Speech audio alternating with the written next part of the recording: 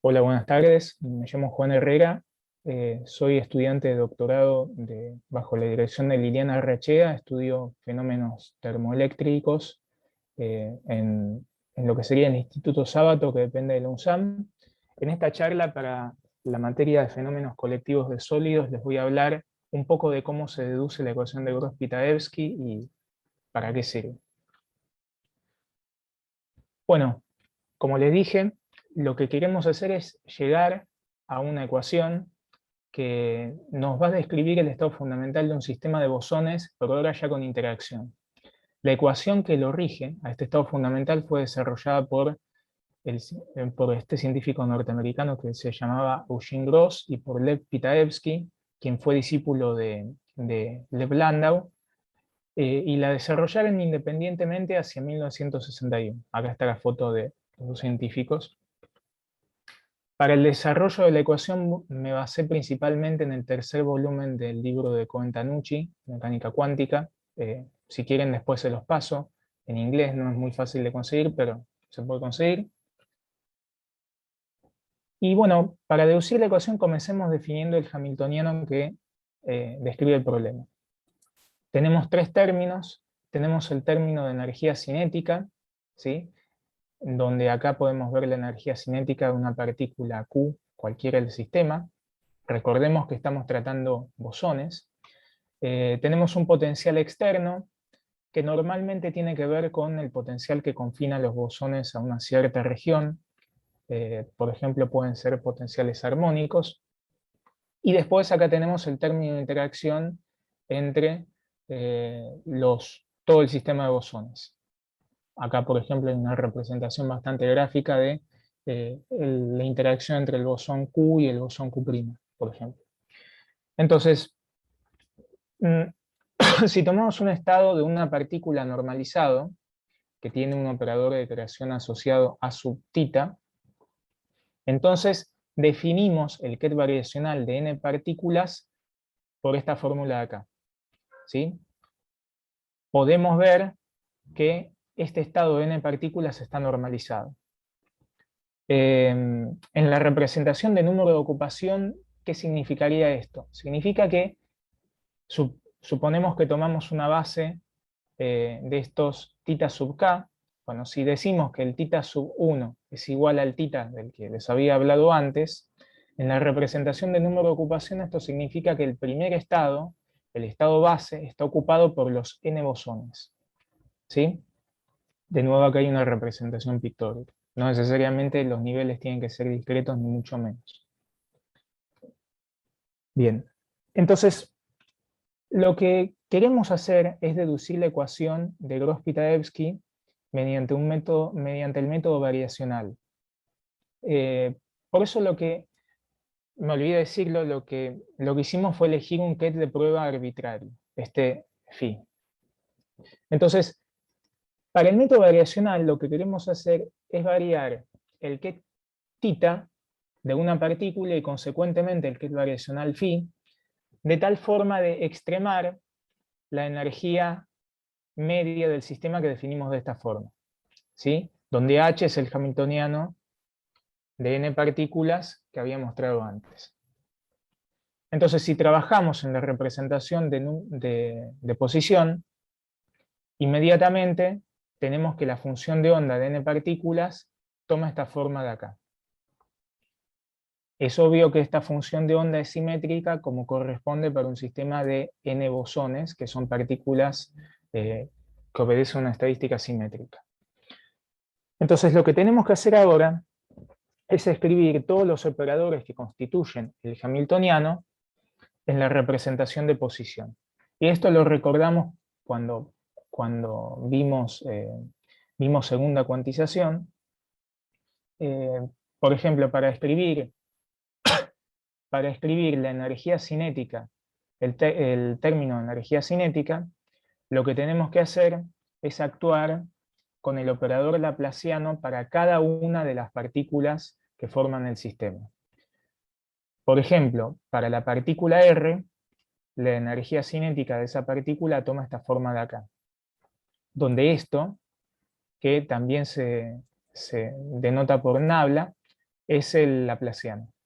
Entonces, el laplaciano de la partícula Q es transparente a todas las demás partículas. Entonces solo actúa sobre la partícula Q. En consecuencia, las restantes integrales por la normalización nos dan 1 y solamente sobrevive la integral de θ conjugado de R sub Q y el laplaciano de θ de R sub Q. Y estas integrales son la misma para cada uno de los bosones, por lo cual esa suma nos termina quedando n veces esta integral. ¿Sí? Pasa algo completamente similar, análogo, para el término de potencial externo, que es un operador de un cuerpo. Ahora, para los operadores de dos cuerpos, tenemos algo muy parecido, solamente que el número de términos es distinto. El número de términos tiene que ser igual al número de pares de interacción que nosotros tenemos. ¿Cuántos pares de interacción tenemos? Bueno, si tenemos n bosones, para el primer bosón podemos tener n posibilidades de elección. Y para el segundo bosón, que interactúa con el primero, podemos tener n-1 posibilidades para elegirlo. Pero como el par 1, 2 y el par 2, 1 en una interacción es lo mismo, tenemos en total n por n-1 sobre 2 interacciones de apares. ¿Sí? Acá les dejo un ejemplo con 3 bosones. Entonces, la energía media variacional es la suma de los valores medios del término de energía cinética, del término de potencial externo y el término de interacción de a dos bosones.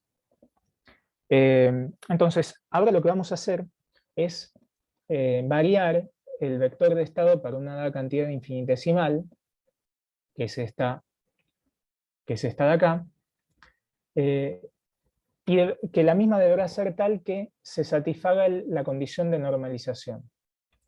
Es decir, lo que queremos hacer es aplicar el principio variacional, extremar cierta cantidad, pero ahora tenemos que extremarla cumpliendo con un cierto vínculo, una cierta ligadura, que en este caso nuestro es la condición de normalización para el θ.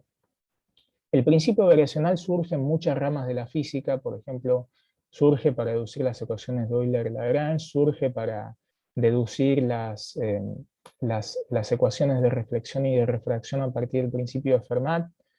Es algo muy recurrente en la física, y acá no nos escapamos de él. Entonces, como les decía, lo que queremos hacer es aplicar el principio variacional, y lo vamos a hacer recurriendo al método de los multiplicadores de Lagrange. La cantidad que varía es esta θ, pero bueno, como la función de prueba phi depende del θ, también va a variar. Lo que vamos a hacer es extremar esta cantidad de aquí, que tiene el vínculo de la cantidad que para nosotros tiene que valer 1. Este mu es un multiplicador de Lagrange. Entonces, notación, esta parte de acá va a ser lo que varía el θ. Tenemos que variar esta cantidad de acá, y para eso hay que variar tanto esta energía variacional, como también este otro término de acá. En cuanto a la energía media, tiene 3 contribuciones. Una contribución para la energía cinética, una contribución para el potencial externo y una contribución para el operador de dos cuerpos. Por ejemplo, para la energía cinética, ¿cómo la vamos a variar? La energía cinética tenía esta pinta de aquí. Entonces, supongamos que nosotros pensamos en el integrando como una función, funcional no, vamos a hacerlo más simple, como una función que depende de dos variables, de θ conjugado y de otra variable que es el laplaciano de θ. Bueno, si queremos variar el conjugado, tenemos que variar tanto a θ conjugado, perdón, si queremos variar el integrando, tenemos que variar tanto θ conjugado como el laplaciano de θ. Y para escribir la variación entonces del integrando, tenemos que ver cómo varía la función cuando variamos cada una de esas variables, y después también tenemos que considerar cómo varían esas variables de la función. Entonces, acá tenemos dos contribuciones. La primera contribución es cómo varía el integrando cuando nosotros, mejor dicho, cómo varía la función cuando nosotros variamos la primera variable, y eso tiene que estar acompañado por, tiene que estar multiplicado por la variación de la primera variable. Y lo mismo para la segunda. Entonces, aplicando esa regla, tenemos que la variación del término de energía cinética tiene esta forma de acá. Lo mismo uno podría hacer con los demás términos, pero lo importante a notar es que tenemos dos contribuciones, es que tenemos una forma que se repite para cada uno de ellos. Y es que nos aparece esta cantidad de acá, que es un número, ¿sí? Un número complejo, pero no deja de ser un número, que sale del integral. Y el resto se integra y nos termina dando un número. Entonces, la pinta que tiene la variación de esta cantidad de acá, en definitiva, es esta de aquí.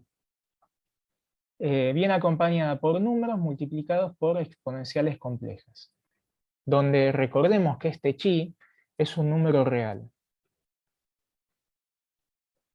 Así que bueno, para extremar la cantidad de f, debemos pedir que su variación sea nula. Y ese pedido no depende del valor que tome esa cantidad chi. En particular podríamos tomar chi igual a 0, por ejemplo, y chi igual a pi sobre 2. Si tomamos chi igual a 0, tenemos que la variación de f es esto, y si tomamos chi igual a pi sobre 2, multiplicando por i, vemos que la variación de f toma esta forma de acá. Si sumamos y restamos ambas ecuaciones, vemos que tanto el primer número como el segundo número son iguales a 0. Esos números están asociados a las variaciones tanto de la parte real como de la parte imaginaria de esta f minúscula que aparecía acá. Entonces, la consecuencia de eso es que podemos variar indistintamente la parte real o imaginaria de θ, obteniendo ecuaciones que sean equivalentes. Entonces, lo que vamos a hacer es elegir solamente que varíe θ conjugado, y lo que pedimos es que, total es equivalente, es que esta chi sea igual a 0, para facilitar nuestras ecuaciones. Entonces, calculemos ahora la variación de uno de estos términos bajo estas condiciones. Por ejemplo, la variación del valor medio del potencial externo, aplicado sobre los n fermiones. Si lo hacemos, tenemos que pedir que varíe este θ conjugado. A lo que llegamos es inmediatamente a esta ecuación de acá, donde la variación de θ conjugado es el e a la menos si chi multiplicado por la variación de f conjugado. Pero habíamos dicho que chi es igual a 0, entonces esto nos queda el f conjugado de r. ¿Sí? ¿Qué es esto de acá? Bueno, acá les muestro cómo queda la variación de f mediante estas condiciones para todos los términos que aparecen en esta ecuación de aquí. Entonces, lo que tenemos que hacer ahora es pedir que la variación de f sea nula. Cualquiera sea esta función f que nos aparece. ¿Sí? Perdón, cualquiera sea esta función, cualquiera sea esta función f que nos aparece. Entonces, para que eso ocurra, lo que tiene que pasar es que el integrando, lo que está multiplicando a la función f, mejor dicho, tiene que anularse. Si lo pedimos, llegamos a la ecuación estacionaria de Grotz-Pitadevsky. Estacionaria porque no depende del tiempo. Acá cambiamos como notación θ de r por phi de r, porque esta phi de r es la función de onda que satisface la ecuación de Grotz-Pitadevsky. Ya deja de ser una función de prueba. Entonces notemos que esta es una ecuación bastante parecida a la ecuación de Schrödinger, con la diferencia de que es íntegro diferencial y no lineal, pero con un potencial que tiene este estilo de aquí. ¿Sí? Este potencial de acá tiene que ver con el... Perdón. Este potencial de acá tiene en cuenta la interacción de los restantes bosones con el bosón que estamos considerando en la posición R. ¿Sí? Ahora, lo usual es escribir esta ecuación en la aproximación de rango nulo. Lo que hacemos es suponer que el potencial de interacción tiene un rango de acción que es en distancia mucho menores que la de la variación de la función de onda. Entonces, lo que hacemos básicamente es pasar de un potencial de dos cuerpos a, que puede ser arbitrario, un potencial de dos cuerpos que es una delta en la posición R.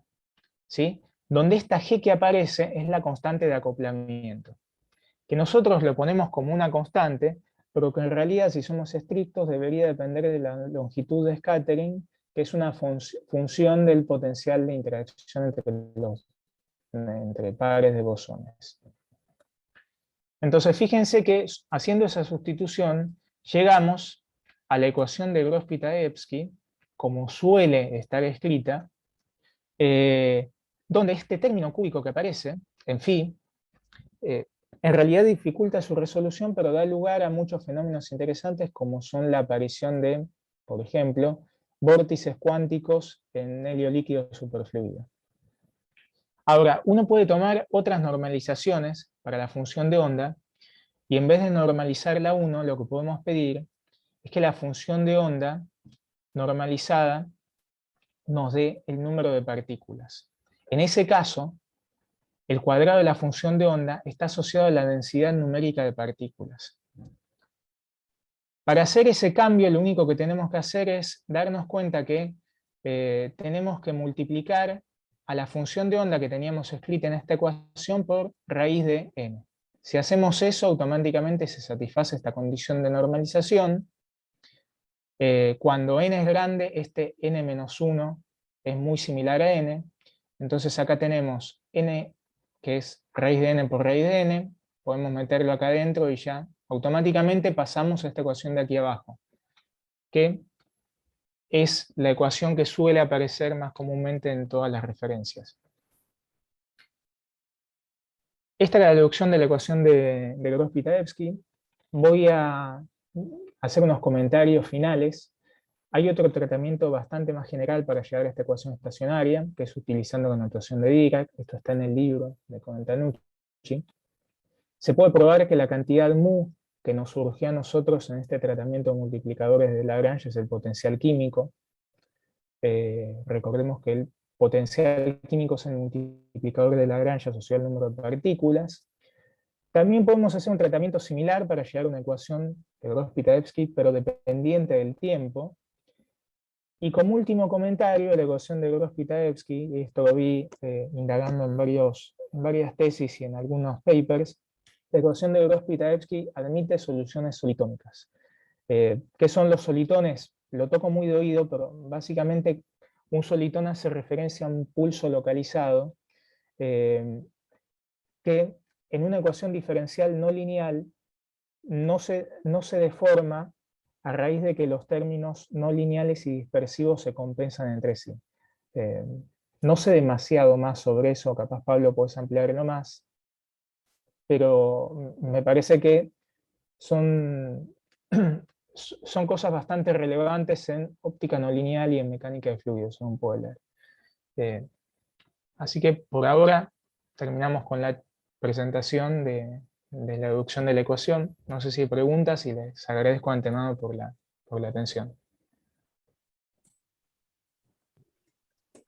Gracias, Federico. Gracias. Muy De linda nada. charla. Gracias. Muy linda charla, Juan. Lindo trabajo. Gracias, Fede. Gracias, Juan. Ah, Juan, perdón. Gracias, Juan. No pasa nada. Muy interesante. Y el cartelito verde que estaba Federico. De los solitones no tengo mucho que agregar, pero por ahí quería comentar que esto parece muy relacionado con Hartree-Fock en fermiones, ¿no? Porque fue pasar del problema con interacción a un problema con unos nuevos orbitales de partícula única, que son lo mejor que se puede hacer al pasarse al nivel de partícula única. Aparecen tratamientos de ese estilo en algunos Yo estaba libros. por... De hecho, aparecen tratamientos con Thomas Fermi, con Hartree Fock, en muchos otros libros. Por ejemplo, en el libro de Pitaevsky. Pitaevsky escribió un libro de condensación de Bose-Einstein y hace tratamientos de ese estilo. No lo pude leer en detalle, pero sí, se hace. Pero lo que vos hiciste me parecía que era como una forma de hacer eso, ¿no? Uno propone, en fermiones uno diría, Sí. propongo un determinante de Slater y elijo los mejores orbitales. Acá vos dijiste, propongo un condensado en este Sí, orbital de abajo y lo modifico para que me dé la sí, mejor energía. sí, coincido. Ujú. Yo tenía una pregunta. Ahí cuando la función de onda la factorizás, ¿no estás haciendo una aproximación? Sí. Sí, sí, tal cual. Lo que decía es que los métodos de Hartree Fock y de Thomas Fermi aparecen en desarrollos posteriores y aplicaciones de la ecuación. Digo que aparecen, pero sí, en ese sentido sí es una aproximación cruda, pero funciona. No, digo, simplemente para mí, para seguir, digamos, me parecía que había una aproximación y quería simplemente chequearlo, ¿no?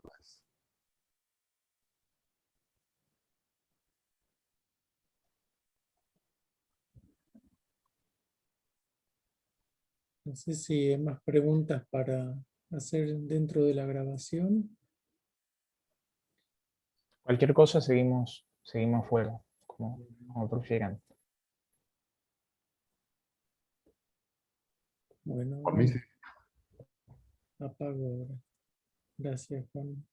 No, por favor, a ustedes.